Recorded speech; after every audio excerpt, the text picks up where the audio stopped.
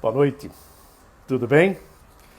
Vamos começar mais um bate-papo e daqui a pouco a professora Rosimeire, que é de Capela, ela vai participar conosco. A gente vai discutir educação pós-pandemia. Minha querida Léa, daqui a pouco tem uma capelense aqui na área, viu? A professora Rosimeire vai participar conosco e vai conversar sobre educação.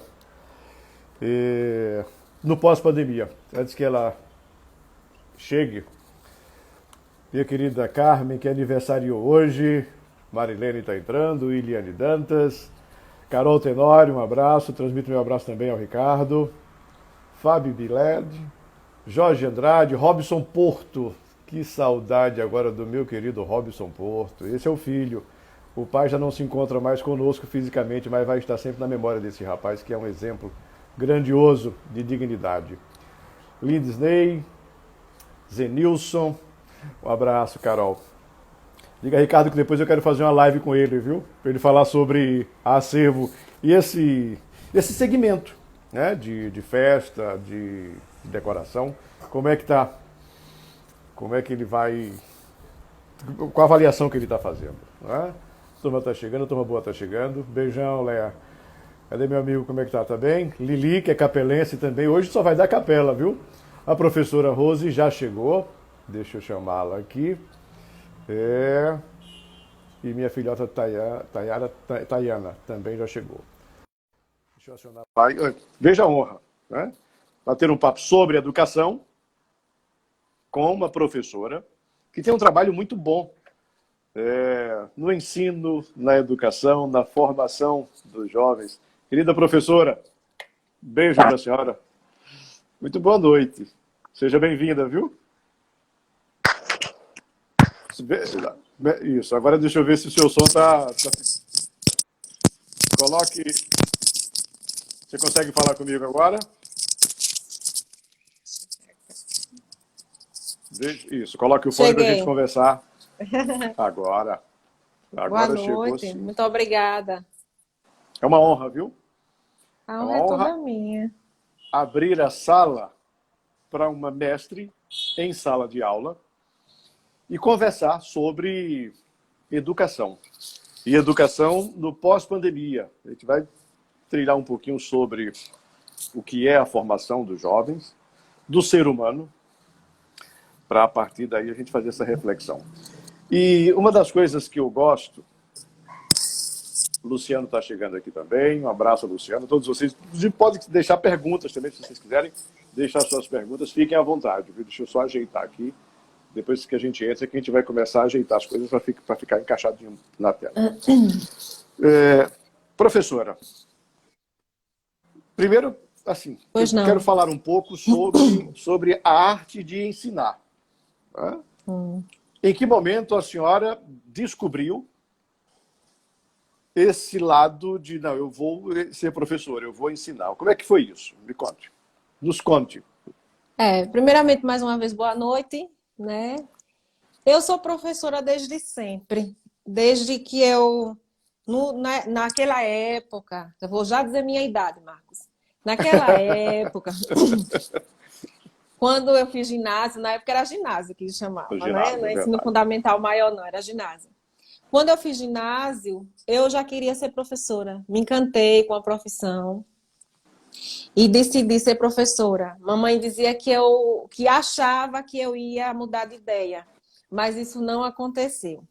É tanto que quando eu fiz o curso de magistério, na época, comecei com 14 anos. Aos 14 anos.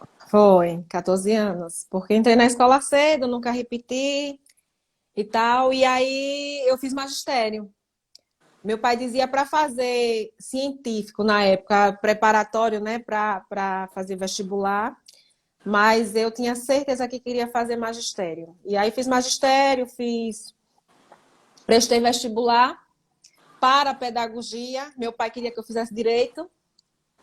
E aí eu fiz pedagogia na Pio Décimo, na UNIT, na Federal passei nas 3, mas a pontuação dava para fazer outro curso, mas eu queria fazer pedagogia. Meu saudoso pai dizia, não tem jeito não, aí vai ser professora mesmo. É vocação profissional. Aí aos 21 anos, naquela época o curso de pedagogia eram 4 anos e meio, não tinha curso especial nem nada, em 2000, em 97, 96, 96. E aí, com 21 anos eu estava pedagoga. Sou professora há 22 anos, com muito orgulho. Sempre ensinou aí em Capela. Você é capelense? Você nasceu em Capela? Foi? Sou capelense, nascida e criada aqui. Quem Sempre está lecionei mandando, aqui. quem tá mandando um abraço, Leia está participando, e quem está mandando um abraço é Carlão, viu? Que ele está Leia, ao minha lado de Lé. amiga. Leia, minha Isso. amiga, trabalhei muitos anos com Leia. Leia foi quando eu me formei. Na verdade, eu ainda estava na faculdade. Ela me convidou para trabalhar na ONG, que ela tem uma ONG aqui, Ação Social Ana Luísa Dortas Valadares, e eu coordenava as creches que ela tinha aqui, fazia esse apoio pedagógico. E fui Essa mulher, secretária de assistência ela tem uma social no Mandato força, Carrão. né? Ela tem uma Leia, força, né? Sim, ela Leia tem uma força. Ela e Carlão, Aprendi, né? Os dois acabam. aprendi muito, muito com eles, com os Que dois. coisa, que A minha coisa. agoniação, que eu sou agoniada, sou agitada, mas Leia, Carlão é mais né? calmo. Carlão é mais calmo. Carlão é mais calmo. Fui secretária quando ele foi prefeito aqui. E ele é uma pessoa É? tranquila, além de ser muito honesto. Uma das maiores virtudes, a paciência é uma das. Mas, para mim, a maior virtude de Carlão é a honestidade. Sou fã dele. É um homem do bem. Ele, É, Leia, são figuras que, é, quando você conversa com eles, sabe, dá gosto. E você percebe, eles passaram e é, passam, estão na vida pública, não passaram. Eles continuam, passou no cargo de prefeito, mas continuam na vida pública e você percebe é. a simplicidade deles. São figuras Leia tem altamente. uma ONG aqui que é mais velha do que eu, né?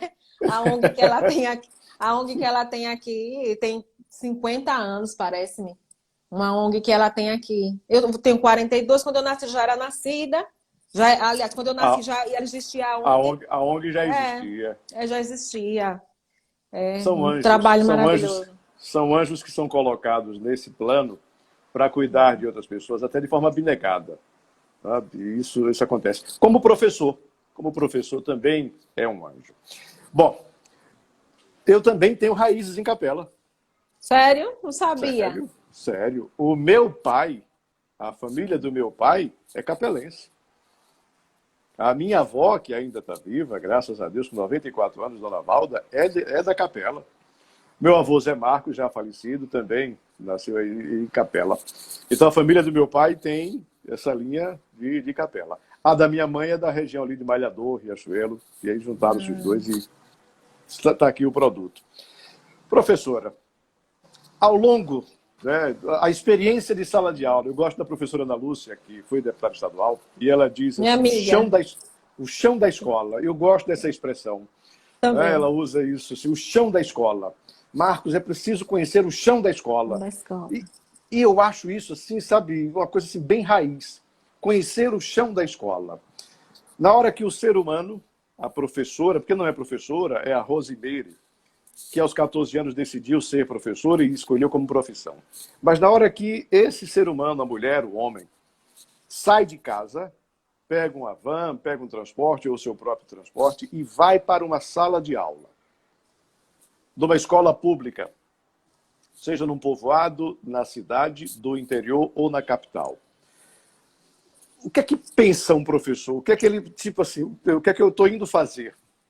Eu tenho uma turma aqui durante um ano com 30 alunos, com 40 alunos. Quando ele pega a caderneta no início do ano, tem 60.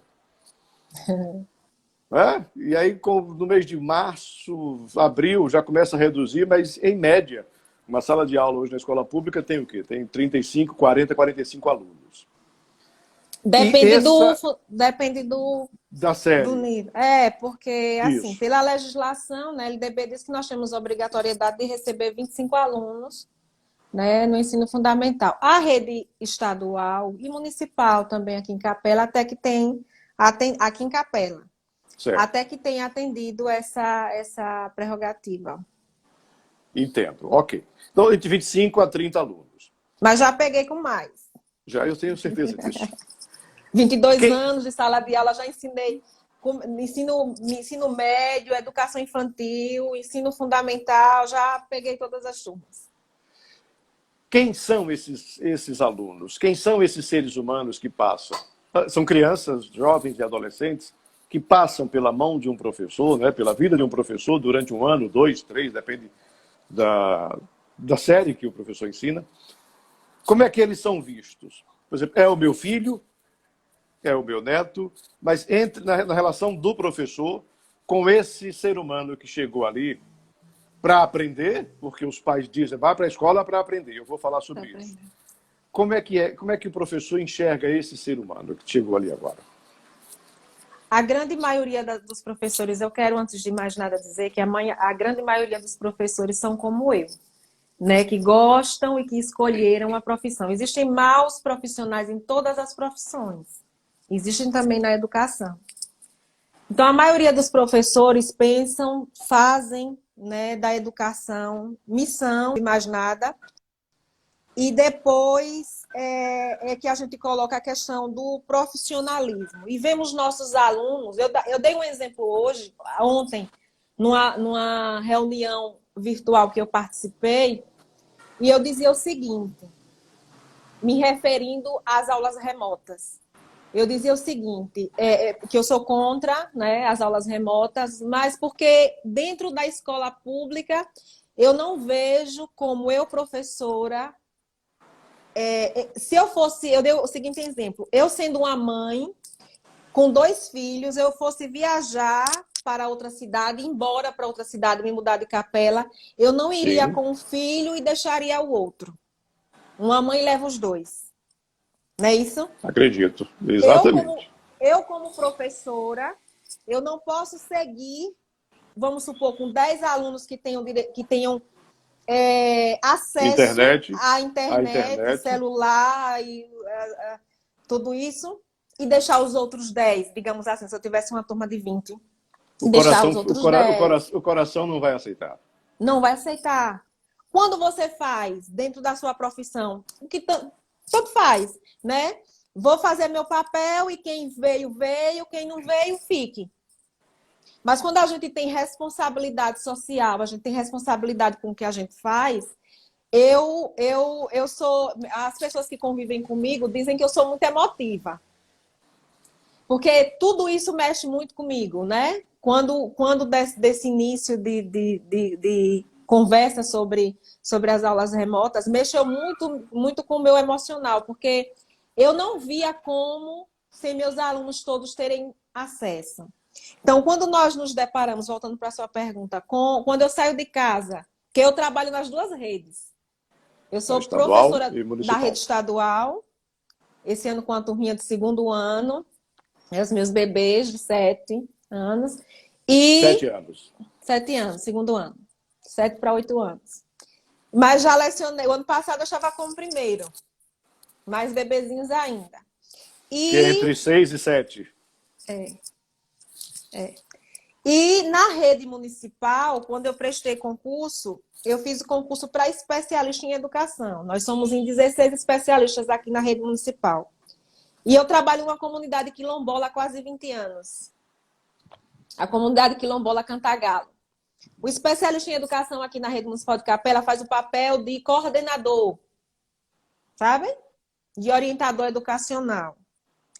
E aí, quando algum dos nossos alunos de lá da Débora Cruz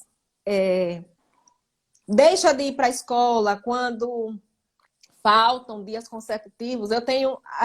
Quem é da comunidade tem muitos acessos aí, porque as meninas me acompanham, como eu costumo dizer, com força, né? Elas são pé embaixo. As mulheres no comando do grupo que eu tenho, com 300 mulheres, e o de lá da comunidade quilombola Cantagalo. A comunidade, eu sou apaixonada. Eles dizem que são apaixonados por mim, mas eu acho que a minha paixão por eles é muito maior. E aí eu saio, eu tenho um par de havaianas, que eu gosto de me arrumar, eu sou muito vaidosa, mas eu tenho um par de havaianas lá, e quando aí a secretária da escola já disse, dona especialista, que ela me chama assim, aluno fulaninho tá com 3 dias que não vem para a escola. Ela só diz isso, eu tenho minha havaiana e uma sombrinha. Aí tem um problema. Aí eu tenho um problema. Eu pego a havaiana, pego a sombrinha e desço para a comunidade. E porque vai eu atrás. vou atrás na casa. Eu conheço cada aluno da escola Débora Cruz, do início da comunidade ao fim. A Todos Lili está conhecem. dizendo aqui, É um trabalho lindo da comunidade. Ele é Obrigada, assistente social. obrigada. E é daí de Capela, Obrigada. é capelense. Então, todo mundo aqui me conhece, né? A professora Rose, nascida e criada aqui, todo mundo me conhece. Conhece o meu trabalho lá na comunidade, que eu tenho um projeto lá da Consciência Negra, que hoje é conhecido nacionalmente. Nós já recebemos lideranças das comunidades quilombolas de todo o país. É um grande festival que nós Professora, fazemos no mês de novembro. Diga. a Deixa eu senhora me falar falou até, dessa... viu? Não, mas a ideia é essa. Eu Coisa para quero ouvir professora. sua história, eu quero ouvir sua história. Mas a ideia é essa. A comunidade quilombola tem as suas especificidades. Quando faltam 2, 3 dias, e não só nessa comunidade, mas em outras também, a senhora que é supervisora vai lá. Vou. Turma de 7 a 8 anos, turma de 6 a 7 anos. O que ensinar a essas crianças? O que dizer nesse despertar? Qual é o perfil? Ele já chega, um garoto aqui entre 6 e 8 anos, ele já chega com uma noção de alfabeto, de palavra, de leitura, ou na grande maioria, eles chegam crus, sem esse conteúdo básico, mínimo básico. Como é que eles chegam? Bem, como pressupõe-se que esses alunos do ensino fundamental, primeiro e segundo ano do ensino fundamental, né? Primeiro ao nono Sim. ano, já tiveram na educação infantil, já cursaram a educação infantil. Então, pelo menos, nós lá na Escola Débora Cruz, nós temos a educação infantil, temos o ensino fundamental do primeiro ao nono ano e tem o EJA, primeira e segunda fase. Então, os nossos alunos do primeiro e segundo ano já vêm da nossa educação infantil. Então, E praticamente... qual o nível deles? Qual Então, o nível que eles chegam? praticamente, em sua grande maioria, já conhecem, sim, o alfabeto. Conhece Já conhece o conhece o alfabeto? alfabeto, conhece os algarismos. Eles já fazem o nome deles e já leem alguma coisa. Já Com tem noção de raras, leitura. já, com raras exceções, que não conseguem. Certo. Essa é uma fase da criança de sonhar. Né? O que é que você quer ser quando crescer? Eu quero ser soldado, eu quero ser bombeiro, eu quero ser polícia, eu quero ser médico, eu quero ser professor. Está inspirado na relação. Essa é uma prática de sala de aula, de despertar isso nessas crianças? Sim, sim. Professora Aidine, que acessou aí a live, é uma excelente professora alfabetizadora. Hoje, este ano ela está com o 4º e 5º ano. Ela ensina, sou fã da professora Aidine, pela ludicidade com que ela trabalha e o despertar para o mundo, né? Colocando a escola como ponte e vivenciando, né? Mostrando que eles poderão ter a oportunidade de vivenciar fora. Tem algumas coisas que a gente se entristece, né? Algumas falas. Por exemplo? Que a gente...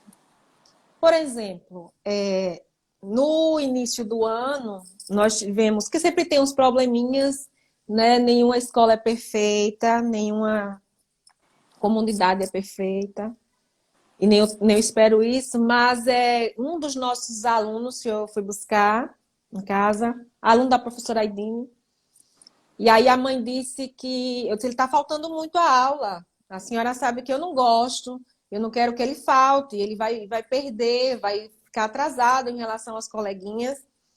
E aí eu sabia que não estava doente, porque eu conheço a comunidade toda, eu sei de tudo que acontece lá, eu praticamente moro lá. Olha o coraçãozinho da professora Aidine. Aí, Eloy. Aí é um amor tão grande, eu estou com tanta saudade desse povo. Aí a mãe disse... E a senhora está querendo o quê? Que o meu filho seja doutor, Infelizmente, ainda tem algumas pessoas que têm, né, sabe? E eu fiquei muito triste.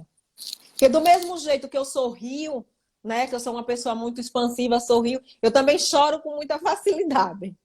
Né? E aí certas coisas mexem muito comigo, e aí a professora Aidine, nós ficamos extremamente chateadas com essa fala.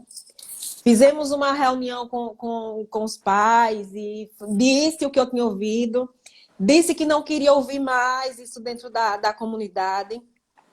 que queria assim que ele fosse doutor, assim como eu queria que a minha filha, eu só tenho uma única filha, que tem 10 anos, assim como eu queria que a minha filha também fosse doutora. Que o mal que eu queria para as crianças da comunidade era o mal que eu queria para a minha filha. Queria, assim, que eles fossem doutores, todos doutores. E para mim é uma honra muito grande quando a gente encontra, acredito que para todos os professores, que a maioria dos professores, 90% são como eu, é uma alegria muito grande quando a gente encontra um ex-aluno e diz, olha, eu lembro de aula tal com a senhora, assim, gostava, eu tenho o chefe do SAI aqui agora, que é médico veterinário, ele foi meu aluno de filosofia, isso há umas décadas atrás. Aí, quando ele me encontra, ele diz, professora, meu filho, não faça assim comigo, não. Eu sou tão nova. Não faça assim comigo, não. Você fica falando, e pior que ele mora aqui, aí tem uma loja de pet e tal. Aí diz, meu filho, não faça isso comigo, não. Não me chame de professora, mas eu não sei chamar a senhora de outro jeito. Não Eu não tem sei jeito, chamar é, assim. professora? Meu filho, não faça assim não comigo. A senhora lembra quando a senhora falava comigo de Sócrates? Eu não lembro mais nada. Não lembro mais nada porque eu nunca fui sua professora. Brincando com ele. Então, a gente tem satisfação quando nós encontramos ex-alunos que lembram, né, dos nossos ensinamentos, porque a gente ensina para a vida, né? A gente leciona para a vida. A gente ensina para a vida. Eu vou chamar a atenção dessa fala, dessa mãe.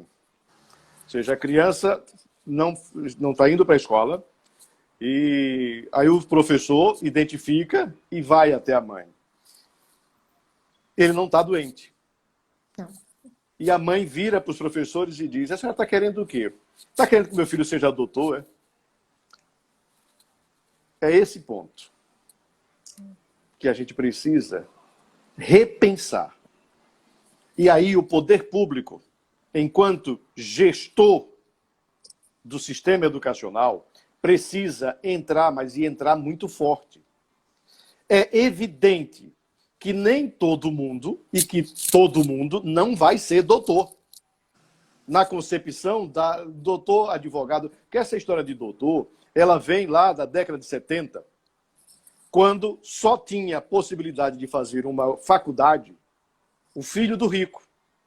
A população era eminentemente rural e, mesmo na zona urbana, o filho do rico era quem tinha acesso às universidades, às faculdades particulares. Então, quando você se formava em advocacia, que eram os cursos medicina e advocacia, quando você se formava e voltava para a cidade do interior ou da capital, você era chamado de doutor. Para o filho do pobre, a perspectiva de ser doutor era zero, porque não se tinha dinheiro para custear a universidade, a faculdade fora do estado. E aí avança-se, nós chegamos hoje a uma universalização do ensino, com a universidade, inclusive, no interior, e a possibilidade de você formar filhos de pobre, doutores, é real. Mas a crença, o valor na mentalidade da maioria da sociedade, especialmente aqueles acima de 25, 30 anos, é de que meu filho não pode ser doutor, porque eu não tenho dinheiro, porque eu sou pobre, portanto, meu filho tem que se contentar em ser um empregado.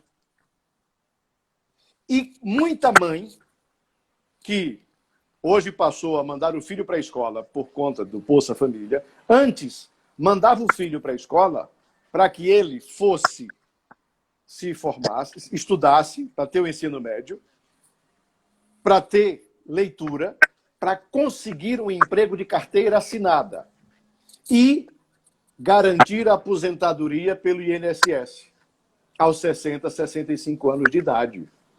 Esses valores, eles estão vivos e muito fortes na mentalidade dos pais, dos avós, e eles estão retransmitindo isso para os filhos e para os netos. E isso precisa ser quebrado. Eu fiz a pergunta e a senhora me respondeu de forma brilhante. Quando o professor, e tem muito professor na live agora, quando o professor sai de casa para enfrentar uma turma, ali ele está identificando seres humanos. E ele se sente angustiado, ele se sente pressionado, porque ele sabe que ele talvez não tenha uma parceria por parte do Estado, no sentido de pegar aquele cidadão, aquela criança, aquele cidadão, e elevar, fazer ele acreditar que ele pode, que ele deve ser gente. Ele pode e ele deve ser gente. De que forma? A senhora encontrou um aluno que hoje é veterinário, mas o aluno que está no comércio, na loja dele, empreendendo, na feira, com a banca dele, também é o empreendedor. Apesar de não ser o doutor, ele se desenvolveu.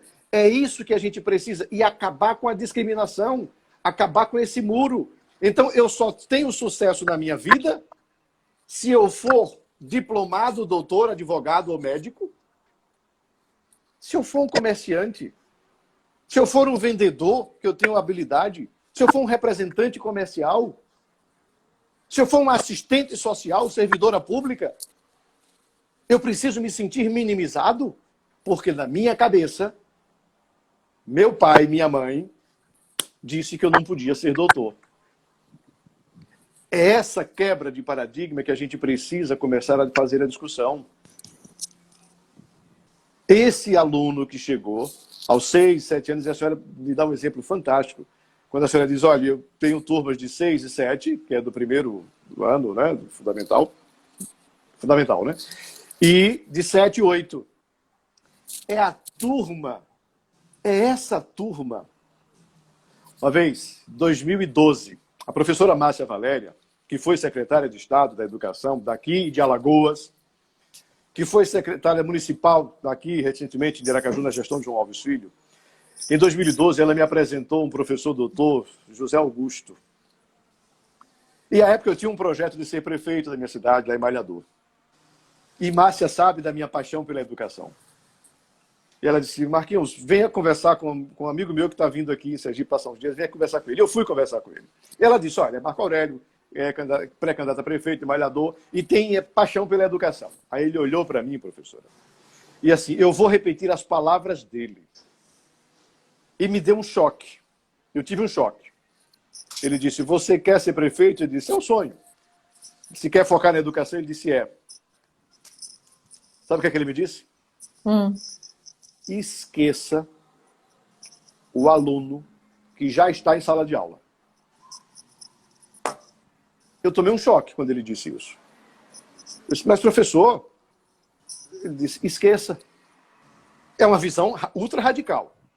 Mas ele me disse isso, depois ele explicou por que ele me disse isso. É para me mostrar a falha no sistema. Que falha é essa no sistema? O ser humano, aos 7, 8, 9 anos, ele já passou por um processo de desenvolvimento do seu cérebro. O maior processo de desenvolvimento foi formulado até os 3 anos, do 0 aos 3. Dos 3 aos 7, eles estão se multiplicando, mas a consolidação é do 0 a 3. E aí foi quando ele me disse, esqueça quem está na sala de aula. Foque todo o dinheiro que você puder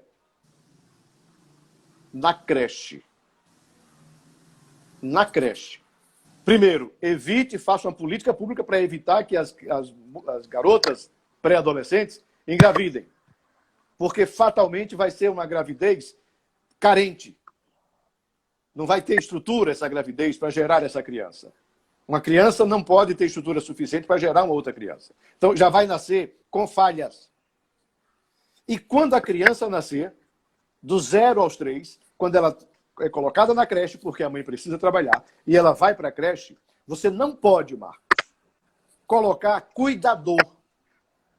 Normalmente, as prefeituras contratam pessoas, geralmente cabos eleitorais, ou famílias e tal, para ser cuidador de creche, sem nenhuma capacidade de interagir, de ensinar, de transmitir conhecimento.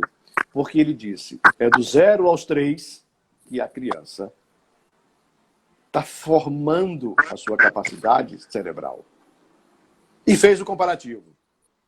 Pegue uma criança socialmente desfavorecida e pegue uma criança socialmente favorecida.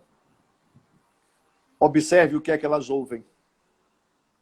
Do nascer até os 6, 7 anos. A criança socialmente menos favorecida está ouvindo todos os dias o que a mãe daquela criança disse. Você está querendo que meu filho seja doutor, é? Quando uma criança dessa, socialmente desfavorecida, diz em voz alta que sonha em ser milionário, que sonha em ser cientista, imediatamente ele vai ouvir do adulto mais próximo: deixa de besteira. Para você com conversa, ou seja, é uma pancada no sonho dessa criança. Como é que é tratada a criança, o filho do rico? Primeiro que ele já vê o exemplo. Então, quando ele diz que quer ser um milionário, ele recebe incentivos. Esse é o grande X que precisa ser resolvido. Eu preciso ter no sistema público, que é onde forma a grande maioria da sociedade brasileira, uma política pública capaz de dizer a todos que nós podemos. Essa avaliação precisa ser feita e precisa ser implantada. Eu acredito na escola pública de qualidade. Eu queria fazer uma interferência. Eu acredito muito demais na escola pública de qualidade. Eu sou oriundo da escola pública. Eu também fiz todo o ensino fundamental e médio na escola pública. Eu acredito demais na escola pública. Entendo a colocação dessa pessoa que você conversou, mas eu penso que a gente precisa, a todo instante, em termos psíquicos, né? Os estudiosos dizem isso, que tudo que você ensinar a uma criança até os 6 anos ela aprende com mais fluência do que depois disso. Mas eu, em concepção própria, nós somos, enquanto seres humanos, constantes aprendizes. E não, repito a minha fala, se eu fosse um dia prefeita, eu não teria essa concepção. Eu queria dar atenção a todo e qualquer nível de ensino, da creche, passando pela educação infantil, que eu sou contra essa fala de pré-escola, né? Enquanto pedagoga, não é pré-escola, é educação infantil. Pré é uma coisa que vem antes da escola, e a educação infantil é na escola. E ensino fundamental, médio e educação superior. Eu acredito na educação, que todos os níveis são importantíssimos e imprescindíveis para a formação do ser humano. Realmente existe essa desmotivação por parte de alguns, que está intrínseco por vários motivos que você já falou aí, na sociedade e na cabeça das pessoas. Não desacreditar na educação e no potencial da educação. Quem me conhece sabe, né, do valor que eu dou a todas as profissões, mas o que eu digo sempre, já fizeram comentários aqui, algumas pessoas da comunidade, mas da comunidade, o que eu digo lá A professora Aldine disse aqui, ó, Aidine, infelizmente nossas mães são pessoas sem perspectiva nenhuma, mas apesar de ficar muito triste com a fala dessa mãe, ela me deu um gás. Passei a direcionar mais meu trabalho com prioridade na autoestima. Isso. Aquilo que a gente está abordando. Perfeito. Nós todos lá na escola fazemos esse trabalho porque nós acreditamos no que nós fazemos. Nós entendemos e a nossa fala é uma só. Lá na escola nós não temos um fala de um jeito, outro fala da direção ao vigilante. Que cada um pode ser aquilo que quiser ser. E aí, cada uma de nós dá o exemplo do que nós vivenciamos, do que a gente passou, porque não tem ninguém rico lá, todo mundo é pobre. Professora Aidine, eu, todo mundo, a gente conseguiu alguma coisa, o pouco que conseguimos com a educação, com honestidade e com a educação. Então, nós não podemos dizer que não acreditamos se é nisso que nós acreditamos, se foi através disso que nós conseguimos estar onde nós estamos hoje. Então, como pedagoga com 5 especializações, fiz mestrado em educação, eu acredito que a gente precisa investir sim. Os investimentos são escassos ainda em educação, mas precisamos investir em todos os níveis. Deixa eu só pontuar uma coisa. Aqui eu não estou fazendo professora a Kelly diferença... Silva, essa professora Kelly Silva, que está aí, ó, eu a chamo de Boa minha noite, professora. doutora. É minha professora cantora. Por quê? Ah, é? Ela canta, ela faz shows aí em Aracaju e tudo. Ela é professora de história, historiadora, e é professora de EJA, lá na minha comunidade, Quilombola Cantagalo. Ou seja, ela pega aquele jovem, o aluno, jovem já, o ela adulto. pega idoso. O último feito dela foi alfabetizar um senhor de 70 anos, que agora diz ele que é poeta. Fez um poema, a coisa mais linda do mundo, a gente fica tirando onda com ele. E ele, quando vê Kelly, nós estamos nesse período de infelizmente, sem poder nos encontrar. De afastamento, de isolamento. Mas ele foi alfabetizado em 2018, com 70 e tantos anos de idade. Então, a gente não pode desistir de ninguém. Nunca.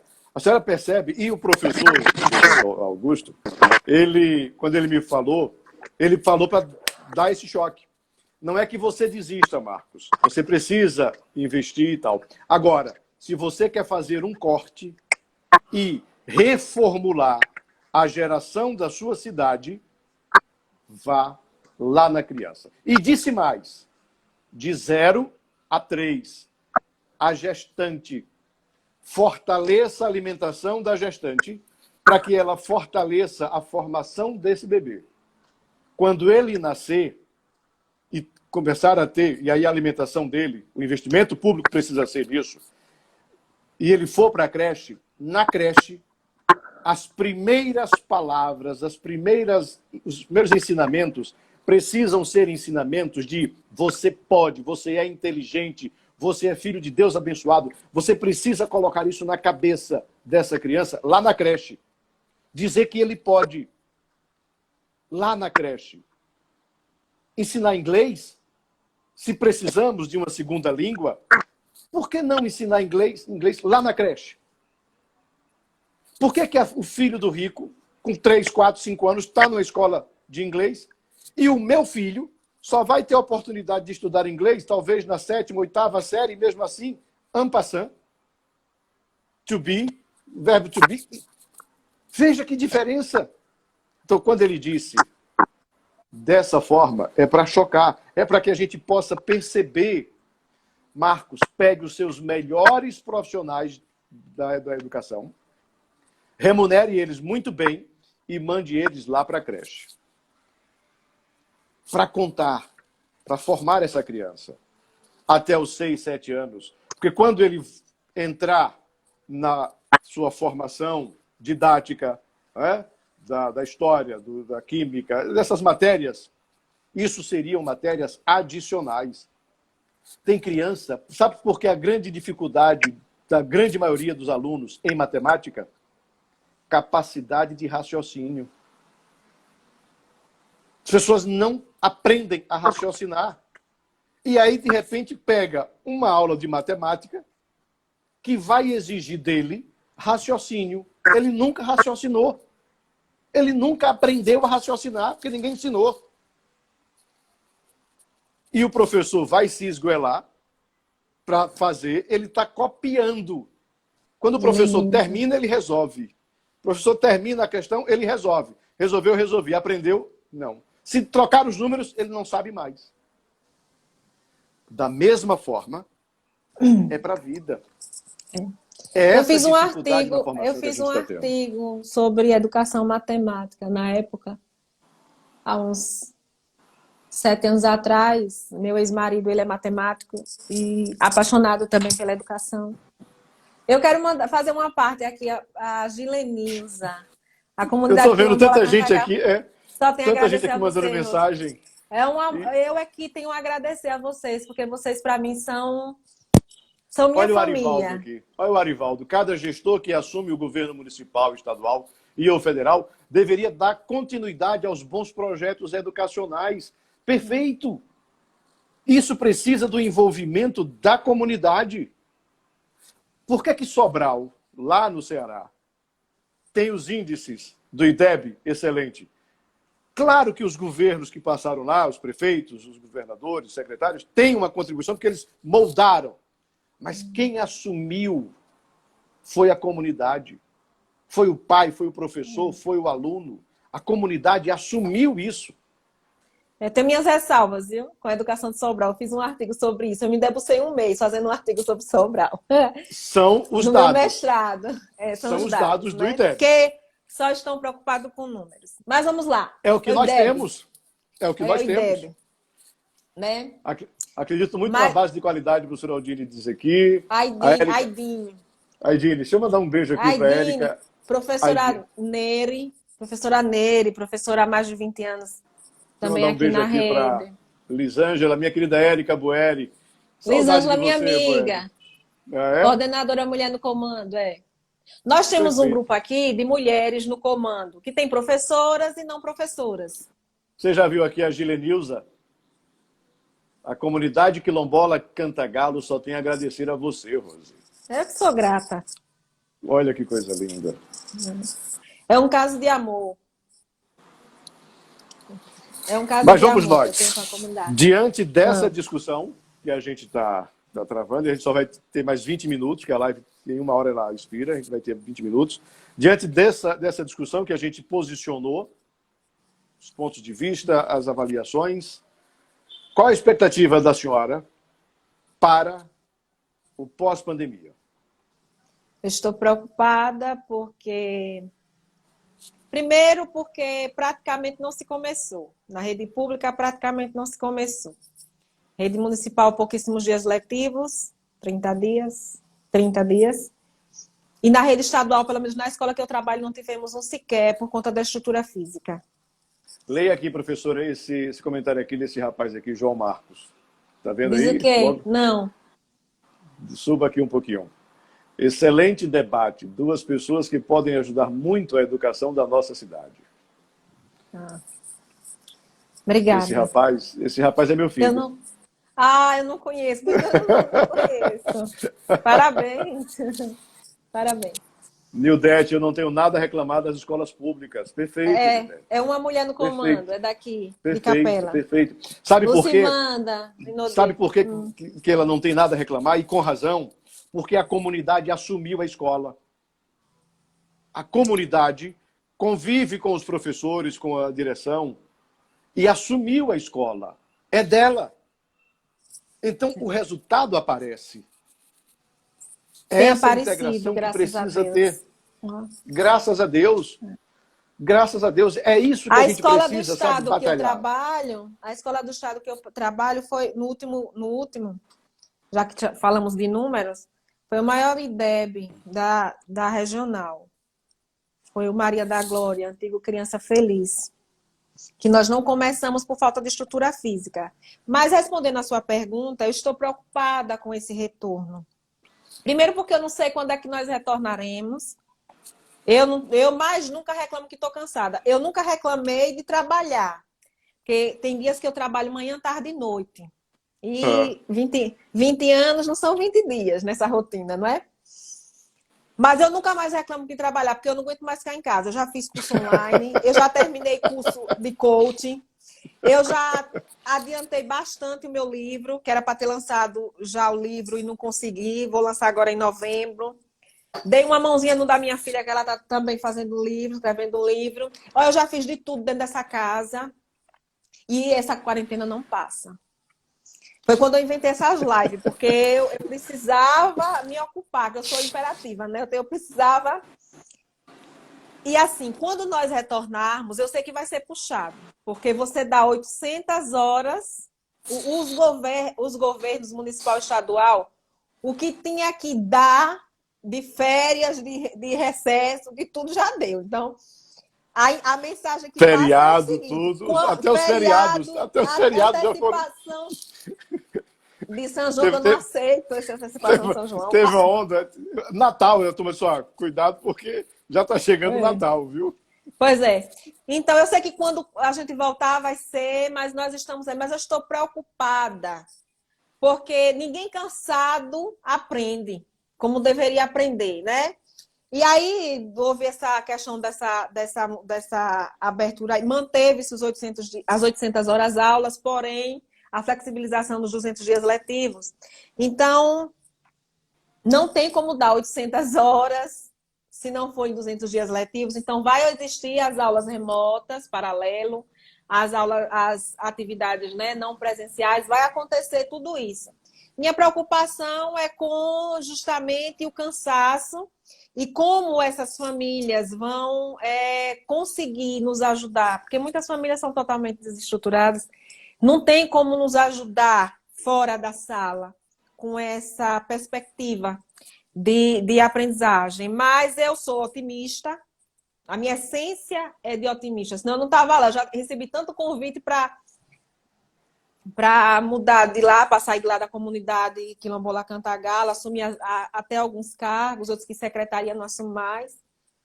Não é cuspindo para cima, não, como diz o ditado, para não cair na testa, mas assim, é um caso de amor, um projeto de vida, é uma missão que eu tenho lá na comunidade. Então, eu não posso sair de lá antes de eu ver o que eu quero ver. O que a senhora está falando, o Arivaldo está dizendo aqui. Acredito que no período pós-pandemia, a preocupação deva ser redobrada, principalmente no quesito psicológico de nossos alunos, e aí complementa-se com a família, que é onde vai estar. Também. Dos professores também. Que a gente também está quase todo mundo doido. Tá? É a quantidade de professor que tem fazendo tratamento psicológico não é brincadeira, não. Eu, porque já sou doida mesmo, né? Mas, porque... Ó, eu estava lendo um negócio essa semana que diz assim, quem não pira de vez em quando, pira para sempre. Entendeu? Quem não? Ouve. Quem pira não pira, de vez em quando. vai pirar para sempre. Vai pirar para sempre. Vai pirar. Faz sentido. Para sempre. Então, faz assim, sentido. Especialista doida, agoniada, né? Nesse meu ritmo. Aí eu tenho essa preocupação, mas realmente a gente tem que se preocupar com essa questão psicológica, com os alunos, com os e com os professores. Porque não vai ser fácil. Não vai ser fácil. Retomar isso. Cumprir a carga horária. Passar esse conteúdo. E tirar o proveito, ou seja, para não perder a essência. Porque tem uma sequência de ensino. A coisa não é aleatória. Ela tem uma sequência, tem uma formatação de ensino da criança e do pré-adolescente. Então, muita gente vai acabar ficando prejudicado por conta disso. Como é que o professor vai dar 2 aulas em um dia? É complicado isso. É preciso ter muita, mas muita discussão mesmo entre o gestor municipal e estadual, o professor, o aluno e a família. Esse aluno ele vai precisar ter o apoio dentro de casa, e aí quando a gente olha... E a senhora disse uma coisa. Como é que essas famílias vão abrir as portas? Muita gente vai estar desestruturado mesmo. Sabe? Mesmo. Com situações que aí é preciso, e assim, reformular, repensar o modelo da União, esse auxílio emergencial. Chega a me dar um frio na espinha quando eu via a perspectiva do governo federal reduzir dos 600 para 200, e eu dizia, não é a hora. Calma, o problema não passou. E não vai passar depois que o vírus cair, a curva lá, cair, não vai passar. Você vai precisar de um período em que essas pessoas vão precisar ainda mais do auxílio. Porque o emprego que tinha antes não está esperando. O jeito de se virar vendendo alguma coisa não está esperando lá fora.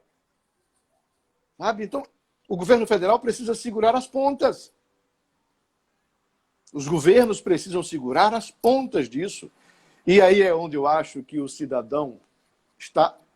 Isso funcionou para que ele entenda. Ora, como é que o cidadão que é ambulante, autônomo, se vira nos 30, não participa de um programa de Bolsa Família e se virava, conseguia tirar ali o sustento dele aos trancos e barrancos, e que hoje conseguiu, por conta da pandemia, um cadastro para receber R$ 600, que é o básico do básico, para comprar comida.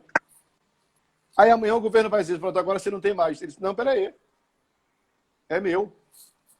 Esse dinheiro eu quero, ele é meu. Até que eu me reformule. Porque não são pessoas que estavam acostumadas a pedir. Mas elas vão precisar desse oxigênio para reerguer a vida. E, mesmo com a pandemia, eu já comecei a gostar dos movimentos de rua, pedindo a Deus que não façam manifestação de rua, porque o vírus está aí, Sergipe, estamos num pico alto, mas que as pessoas tenham consciência disso. Assumam, como a comunidade lá do Quilombola assumiu, junto com vocês, professores, e os resultados aparecem. É fantástico isso. Pois não, professora. Nós temos 9 minutos. Troca de... Porque eu coloco... O fone. O celular está descarregando. O celular está descarregando. Eu estou pelo celular. Nós temos 9 minutos. Nós temos 9 minutos. Eu estou acompanhando aqui, estou ligada com os meninos. Realmente, todas essas questões elas precisam ser levadas em consideração. A gente precisa ter mais sensibilidade do que nunca. Os governantes precisam ter muita responsabilidade nesse momento. O governo federal, que não tem tratado com a devida seriedade, né? O caso é sério, mas não é uma gripezinha. E o governo estadual, os governos municipais precisam tratar com seriedade essa situação que nós estamos vivendo. Está difícil. E nós cidadãos também precisamos. Também, não é momento de manifestação, não é momento de ir para a rua. Eu sei que existem aqueles profissionais que precisam estar, né, na ativa, precisam trabalhar, cuidado, sair só quem tiver realmente, quem puder ficar em casa, ficar em casa. Né? A gente precisa diminuir essa curva, que a gente vê que os hospitais, eu acompanho os telejornais e a gente vê que as curvas, que a lotação... da UTI, 70%. A lotação, era isso que eu ia dizer, a lotação está... Então, assim, a gente precisa ter consciência. Eu mesma que sou do grupo de risco, aí eu fico brincando, que eu brinco com as coisas sérias, né? Porque né, não dá para... Né? Aí eu sou de brincar com as minhas próprias mazelas, e aí eu digo, minha gente, eu sou do grupo de risco. Vocês, em nome de Jesus, fiquem em casa, se cuidem, que é para deixar o TI para mim. Eu encontrei com os jovens. Hoje eu precisei ir ao supermercado, e aí fazer compra, já estava sem frutas, e aí... Professora, a senhora está aqui, a senhora está mandando ficar em casa. Meu filho, eu vim comprar minhas frutas. Agora você... Vá para casa você. Vá para casa, que eu sou do grupo de risco. Eu não posso disputar a UTI com você, porque por causa do meu problema de saúde cardíaca. Aí, então, assim, a gente não é momento de manifestação, é momento da gente ficar em casa. A gente tem as redes sociais para dizer os nossos posicionamentos. Não é momento de aglomeração de forma alguma. Rivadavia, não tinha aparecido ainda, moça. Apareceu agora na live, cuidado de todos os lados. O cheiro. E, assim, em relação a... Mandar um beijo para a Otaciana também, que está aqui conosco. Otaciana, um beijo para você também. Obrigado.